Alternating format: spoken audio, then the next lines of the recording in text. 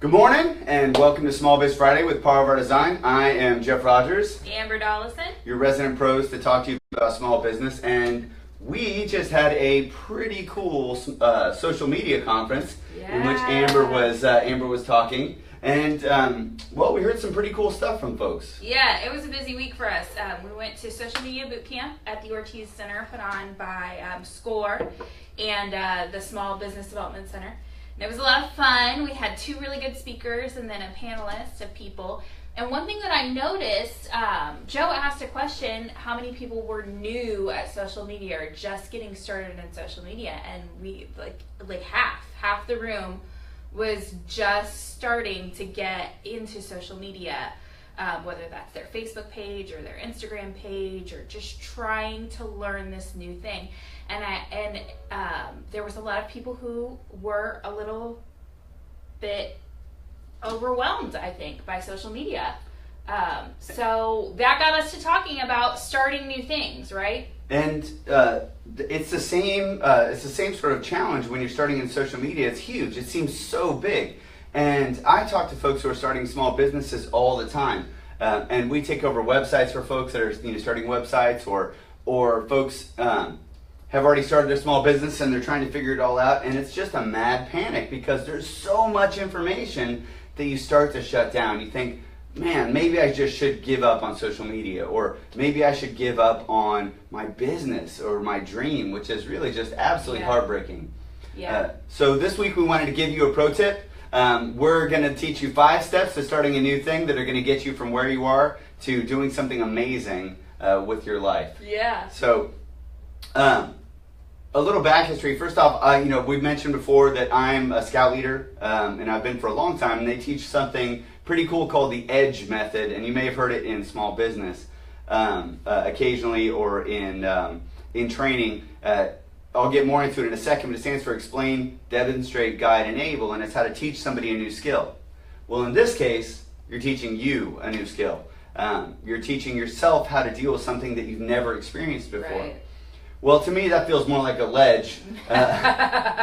So we're going to talk today about the LEDGE method, LEDGE. Get a pen and write this down because I promise it's going to change the way you learn new things. Yeah, absolutely. So the L part of it, the first step is leverage. Yeah. And the first thing you want to do is kind of remove any obstacles that you feel like are in your way. Sometimes that's just a mindset. That's just the thinking that you can't do something. I mean, yes, you can. If you really want to do something, you can do it. A couple of the obstacles, obviously, that always come up. One is social, right? Yeah. We were talking about this before. Like, it's really hard if you don't have some kind of a support structure. Right, yeah. If you're learning something new and it's going to take a lot of time making sure that you have that support structure there. Maybe there's a group that you can get involved in, or maybe it's making sure that you have childcare so that you can devote some time to learning this new thing or to doing this new thing. So, and that's huge, having somebody that can watch your kids, or if nothing else, just having somebody that sits down for a coffee with you and says, hey, great job, keep rocking, I know it's hard. Because I'll tell you what, no lie, starting a business is hard, starting a new skill is hard, opening up to social media, or whatever it is, learning to whittle, it's hard. It's the first time if you've never seen it before. The second obstacle that I see really, really commonly, and I had this problem, and I know you've had this problem. Yes, I've had this problem. Is that you're already doing something that's sufficient. Good enough. Yeah, good enough, right. Well, you know what, I'm in the yellow pages, so maybe that's enough because I get calls from it. Mm-hmm. Or in my case, it was a program called Paint.net. There's a free program online called Paint.net.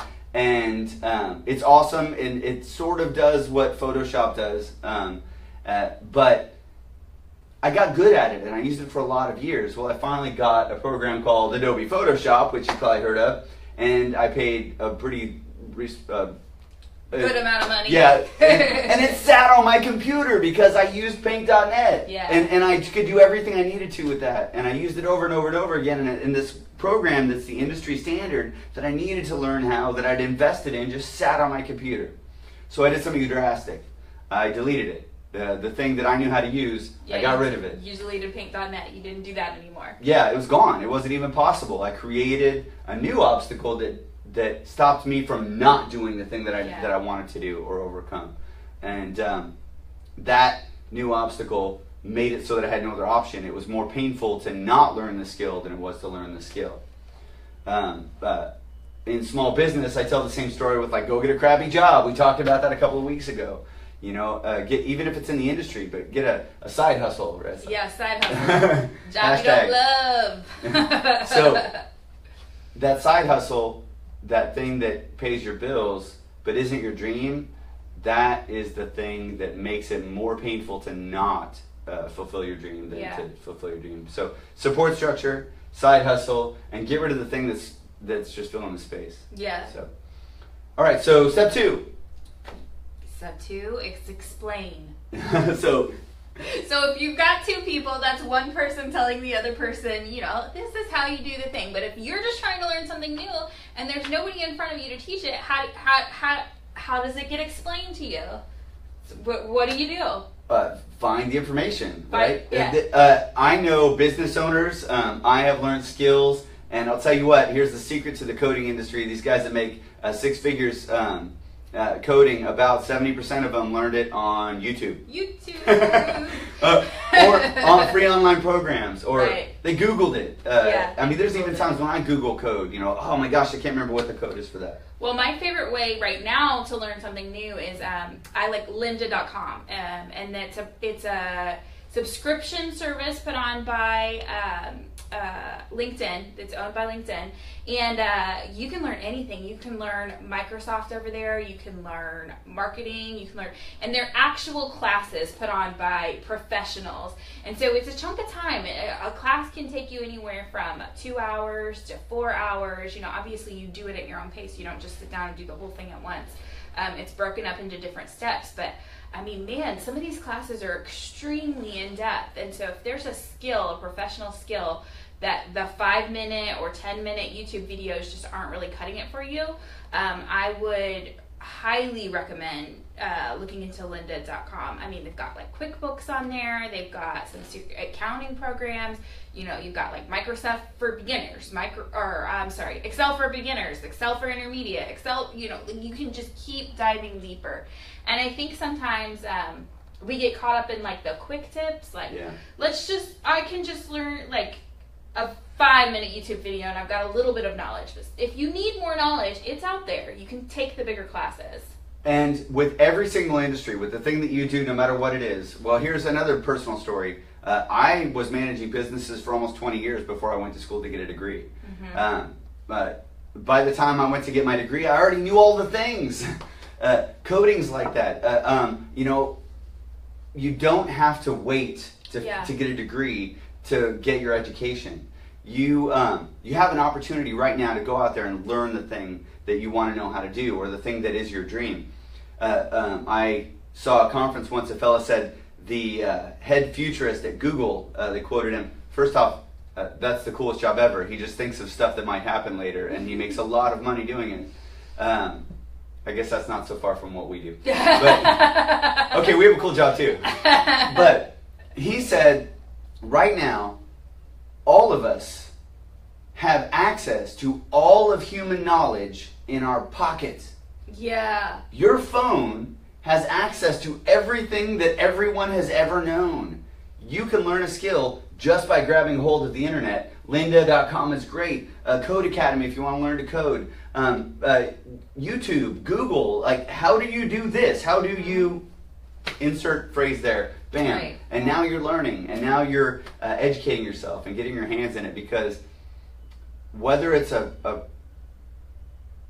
certificate program at a school, or whether it's a degree or an advanced degree, or whether it's just you finding somebody that can teach you the skill, online or offline, you're still learning. You're still getting the information that you need. So and we're talking about teaching ourselves, but don't be afraid to ask another human. You know, if you're trying to learn social media, it might be faster to ask your kid, hey, how do I get started on Instagram? Like, what is the way to start doing this? Like, who do you follow? What's the coolest thing that you see? And that's step 3 is demonstrate. Yeah. It's all about seeing it done. Who's already doing it, Mm-hmm. and what are they doing right? Mm-hmm. I spend a lot of time whenever we sign a new client for social media. I spend a lot of time not just on their stuff, but also on looking at peers. Like, what is everybody else doing? You know, I love social media, but it's different for every single business. You know, a real estate company is going to be different than a restaurant. Like, their social media is just going to look different. So I spend time diving into what are the other real estate agents posting about. What are the campaigns that seem to be hitting a lot of good numbers right now? What's beneficial? What should they post? So yeah, you have to spend time on it. For every business, there's an opportunity to have an inspirational business. Right. Someone else that is doing something similar to you that's doing a great job at it. Mm-hmm. And I'm not saying parrot them. I'm not saying just do whatever they're doing. Tell your story, but see what's working. See what those other folks are doing well. Talk to them, because I promise in your industry, there are a lot of people who are going through or have gone through exactly what you went through. Mm-hmm. And so seeing it done is huge. Seeing how somebody else is doing it is really a big deal. So, and then once you've seen it, then you have an opportunity to go screw it up. And that's my favorite part of starting a business. Jeff says this all the time, which you know, it takes the pressure off sometimes. You're like, well, if all else feels like it's a screwed up, like, that's fine. And that's so that's step 4 is you know, if you're teaching someone else, you're guiding them. But if it's just you learning how to do something, you have to guide yourself. Mm-hmm. And the way that you do that is just by doing it. Just get out there. It. And I've said for a long time, you know, everything I learned in life, I learned by banging my head on something. You know, now I know how tall I am because I have a bruise across the front. You know, but getting out there and getting your hands in it. You know, you've seen somebody else do it.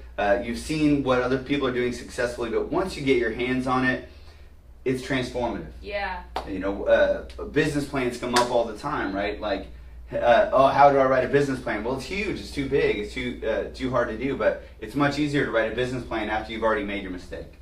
Mm-hmm. You know, and don't make expensive mistakes. I'm not recommending that. Social media is the same deal. You know, Good. I think people get real scared about like saying the wrong thing on social media, and I mean, yes, edit yourself. Be careful with what you say. I mean, we say this all the time. I saw this funny thing. I giggled on it, but I definitely didn't share it. You know. However, there is an edit button. So if you misspell a word, if the phrasing wasn't quite right, if you posted the wrong picture for that phrase, you can change it, and most people aren't going to notice that you made that mistake. Like, you can edit, you can delete a post, and I mean I've deleted posts just because I didn't feel like they were quite on brand before. Yeah. But you know, you can delete a post. Yes, there's the possibility that somebody screenshotted, but 9 times out of 10, that's not what you're going to be dealing with. You're just going to be dealing with a record of what you posted in the past. And so edit it. If you go back a year and you see something that you're like, man, that phrasing wasn't, go ahead and edit it. It you know, it's fine. And and with social media and things like that, with Facebook, remember that you can always create a sort of pocket personal page, right? So you know, I want to create a business page, but really, okay, do I want my business to look like I'm just figuring it out as we go? Probably not. So make a blog, you know, or make a page that represents something that you're personally passionate about. I love my dog, so here's a business page for my dog. And then that page can tell that story while you're figuring out the mechanics of it and while you're figuring out how the things work, because nobody's going to get mad at your dog. Yeah. Right? He's too stinking cute. Like, really, seriously. That's a really good idea. Creating a page that doesn't necessarily mean anything for a while, just to kind of get used to it, and then. And you can always delete that. Yeah. You know, you can always hide it. There is a delete button. I know we all hear horror stories about, you know, things going viral and you can't take it back, and that's true. But most of the time, your posts are not going to go viral. So. And you might be surprised. That might turn out to be your passion. Yeah. Or it might turn out to be the thing that becomes your business. Yeah. So, you know, just try it. Just get out there and try it. And of course, like, the longer you do something, the better you're going to be at it. It's the same with anything. Whether it's like we talked about Photoshop or social media, or whether it's just like whittling I mentioned earlier, or whether it's running a business, the longer you do it, the better you're going to be at it. So work on enabling your success. That's the E of LED, just enable your success. Create success for yourself by just doing it, but doing it consciously. As you go, refine your process. Right. I think so too. People say things like, "Oh, it's just like riding a bike." Well, I mean, if you haven't ridden a bike in a very long time, that getting back on the bike is hard. But because if you're one of those kids who spent like all of your summers riding your bike, it's going to be easy enough to get back on and do it. But the reason it's easy is because you spent so much time doing it to begin with. That's you right. spent so much time in your youth on your bike, and now, you may not have ridden a bike for 5 years, but once you get back, and the first time on can be a little scary, but you're able to do it because you have that history. However, if you learn a new skill, but you don't practice it, and you don't use it, and you don't do anything with it, it's not really like riding a bike because you don't have that skill to fall back on. Right. Yeah. So create that skill. Keep doing it. Just keep doing it. Expertise comes through education and experience. There's 3 E's for you randomly. But expertise comes through education and experience. You learn how to do it and you keep doing it. And I can tell you that I've met folks in business that have done it for 2 years passionately, constantly, that know more than people that have done it for 10 years that did it maybe kind of as a side thing because they just spent their time on it. Right. I played percussion for a long, long time, and when I first learned, somebody taught me something very smart. He said, play every day. And I did for over a year. I played every single day, and by the end of the year, I can tell you I was pretty good. I can tell you that I don't play as much as I used to, maybe once every 6 months or so now, and I'm not as good as I was because I don't put the time into it. Right. Create success for yourself by just refining it, by doing it over and over again, and by paying attention to what's getting better and what's not working while you're watching YouTube videos and watching other people be successful. Well, and I think that brings us to another point, is you do have to have some time to devote to it. So maybe don't try 4 new things at the same time. Maybe just decide that there's this one skill that I'm going to learn right now and I'm going to get really, really good at it. And then I'll learn another skill and I'll get really, really good at it. So, yeah. Well, and we were just having this conversation earlier, right? About how sometimes it is the right time to add something and sometimes it's not. And at the end of the day, it's all about priorities. Right. It's all about what's important to you now. Is this your dream? Do you really want to put your life into it? Then maybe it takes a shakeup. Maybe it takes an uncomfortable change. It's going to be hard. It is. Starting a new thing is always, always hard. But maybe you don't have the support structure you need, or maybe it's more important to you to grow a different part of your life at that time, then you can focus on that. But if it's something you need and it's something that you want, don't make a passive decision. Don't let the thing you're used to or the thing you're comfortable with make the decision for you. Make your own decision. Yeah. And if that decision is to go with the thing that's comfortable, choose it. Yeah. Don't fall back to it. Choose your new thing. Choose your new skill, whether it's social media. Listen, if you're in business, it's not an option anymore, right? Yeah. You have to have a website. You have to have a Facebook page. And you can't choose that if you're going to be successful in a business anymore. It has to be part of what you do. But if you're deciding whether or not to start a business, choose whether you're going to start a business or not to. Don't choose to let your life drag you along. Yeah. Be empowered and go build your dream. Right. It's like that there's like a quote that pops up on my Facebook or Instagram all the time, and it's like, don't let the amount of time that something is going to take keep you from doing it. The time passes anyway. That's so true. if a degree is going to take 4 years, well, 4 years from now you're going to be there. Like right. either do the degree or don't do the degree, but the time is passing. So whether you use it or not. Whether you use it or not. There's an old song that says, if you choose not to decide, you still have made a choice. And that's true. Like, if you decide not to pursue your dreams, then something else is going to fill that space. Mm-hmm. And I'll tell you this in business too. We use a top 5 form. I'm going to stick my head off camera for a second, long enough to get this. if you've seen me at a conference, you've seen one of these. This is my top 5 form. Well, this is the same one that I fill out this morning. It's the stuff that I'm going to do today. And if you don't decide what you're going to do with your day or with your life or with your business, something is going to fill that space. The phone's going to ring, or somebody's going to ask you to work weekends, or something. Netflix. Yeah, or Netflix. Netflix will just happen and keep playing episodes over and over. And okay, I'll admit I binge watch occasionally, but it's right. Netflix will eat your time if you didn't decide to do that and you didn't decide what's important to you. So choose. Find that ledge. Leverage, explain, demonstrate, guide, enable, and step off it and make your decision. Because if you don't, the time passes anyway. Time passes anyway. So, well, there's your inspirational week for that was Friday. A lot for a Friday, man. I know, right? Big heavy stuff. Go have an awesome weekend and watch Netflix. Join the conversation. Post your comments or anything down below. If you haven't liked our page yet, swing on by and like our Facebook page. We're also on Instagram or Twitter. Some things that we've got going on this coming week, August 22nd, we still have our Building Online Relationships class. That's at the SBDC. It's 2 hours, and we are going to be really diving into how to build content for your Facebook, primarily Facebook page, Instagram pages, and just keeping that social media content fresh, and how you build those relationships, how you start conversations online. And that's so important.